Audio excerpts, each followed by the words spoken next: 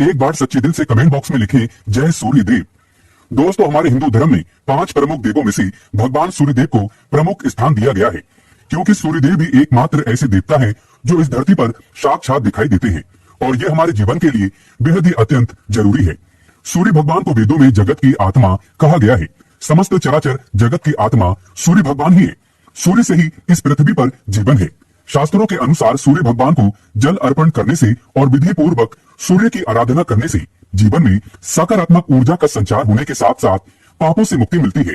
दोस्तों, विश्व में सूर्य को प्रति इष्ट देव कहा गया है, अर्थात हर कोई इन्हें साक्षात रूप में देख सकता है और इनके साक्षात दर्शन कर सकता है। यदि आपकी कुंडली में सूर्य ग्रह मजबूत स्थिति में हो जाए तो व्यक्ति को राजपत्र पद की प्राप्ति हो सकती है। ऐसा व्यक्ति कई बुलंदियों को छू लेता है और उसका कोई बाल बांका भी नहीं कर पाता है। ऐसे व्यक्ति को हर जगह इज्जत मिलती है। सरकारी नौकरी के लिए भी आपकी कुंडली में सूर्य का मजबूत होना बेहद आवश्यक है। सूर्यदेव को ग्रहों का राजा कहा जाता है। सूर्यदेव की आराधना से व्यक्ति के सभी अशुभ ग्रहों का फल समाप्त हो जाता है और व्यक्ति को सौभाग्य की प्राप्ति होती है। उसके सभी ग्रह उसके अनुकूल हो जाते हैं। सूर्यदेव को प्रसन्न करने के लिए उन्हें अर्घ्य देना सबसे उत्तम उपाय बताया गया है, खासकर रविवार के दिन, क्योंकि यह सूर्यदेव को समर्पित होता है। ऐसा कहा जाता है कि जो व्यक्ति अपने दिन की शुरुआत सूर्यदेव को जल चढ़ाकर करता है तो उसे कभी भी अपनी जिंदगी में हार का मुंह नहीं देखना पड़ता। सूर्यदेव को जल चढ़ाने के शास्त्रों में अनेक लाभ बताए गए हैं। सूर्यदेव की आराधना से नौकरी में आई अड़चन दूर होती है। इसके साथ ही नौकरी में पदोन्नति के अवसर भी प्राप्त होते हैं।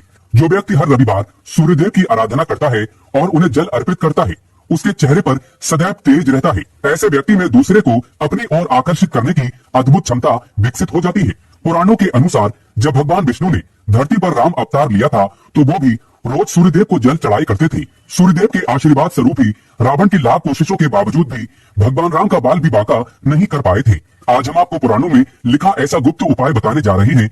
यदि आप इस उपाय को सूर्यदेव को जल देते समय कर लेते हैं तो आपको हर कार्य में अवश्य ही सफलता प्राप्त हो जाएगी और आप जो भी चाहोगे आपको अवश्य ही प्राप्त हो जाएगा। दोस्तों, आइए जानते हैं कौन सा है वो खास उपाय जिसको करने से मात्र बड़ी से बड़ी खुशियां बटोरी जा सकती हैं। आप जो भी चाहोगे वही आपको मिल जाएगा।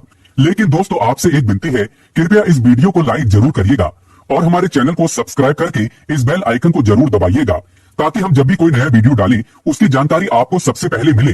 दोस्तों, सबसे पहले सूर्य उदय होने के पूर्व उठकर आप स्नान आदि कर लें। इसके बाद जैसे ही सूर्य उदय होने लगे उनके आगे आप एक दीप प्रज्वलित करें। दीप आप सरसों के तेल का जला सकते हैं।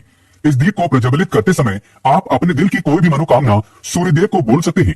इसके बाद एक तांबे के लोटे में शुद्ध जल डालकर पूर्व दिशा की ओर मुख कर खड़े हो जाएं और जल चढ़ाते समय ओम सूर्याय नमः, ओम सूर्याय नमः, ओम सूर्याय नमः इस मंत्र का जाप कम से कम आपको 3 बार जाप करना है। जल चढ़ाने के बाद जमीन पर माथा टेक कर सूर्यदेव का आशीर्वाद आप ले लें।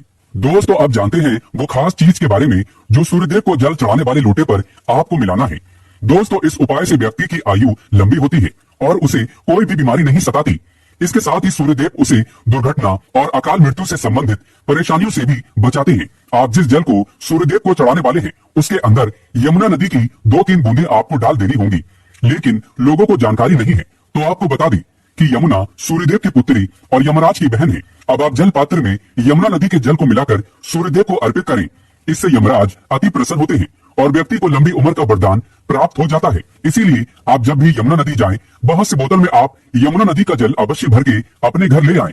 बाद में इस जल की कुछ बूंदे हर बार जब सूर्यदेव को जल चढ़ाएं तो उस लोटे में यानी कि उस तांबे के लोटे में आपको 2 से 3 बूंदे यमुना नदी की डाल देनी है। इस उपाय को करने से घर पर किसी भी प्रकार की बीमारी नहीं रहती। व्यक्ति को दुर्घटना और अचानक हुई मौत का खतरा टल जाता है। दोस्तों, अब जानते हैं रविवार को क्या नहीं खाना चाहिए जिससे घोर पाप न लगे। तो आइए ये भी जान लेते हैं। दोस्तों, नंबर 1, रविवार को जल न चढ़ाएं। ऐसा माना जाता है कि इस दिन पीपल के पेड़ पर जल चढ़ाने से मनुष्य को पाप लगता है, कुंडली दोष उत्पन्न होते हैं। यदि आप चाहे तो पीपल पर घी का दीपक अवश्य जला सकते हैं, पूजा पाठ कर सकते हैं, परंतु जल भूल से भी न चढ़ाएं। दोस्तों, नंबर 2, कई लोग रविवार का दिन छुट्टी समझकर सोने लगते हैं, जो कि मनहूस माना गया है। कहा जाता है कि व्यक्ति की अगर सूर्य की दशा खराब हो जाए तो उसे बर्बाद होते देर नहीं लगती। उसका बर्बाद होना निश्चित तौर पर बन जाता है। इस समय जल्दी उठकर सूर्य देव की उपासना की जाती है। सूर्य एक ऐसा ग्रह है जो मनुष्य को उसके कर्मों के अनुसार या तो कंगाल बना देता है या कामयाब। इसीलिए रविवार समझकर सुबह देर तक नहीं सोना चाहिए। भले ही आप दोपहर में सो सकते हैं, शास्त्रों के अनुसार माना जाता है कि रविवार के दिन सूर्य देव के दर्शन हर हाल में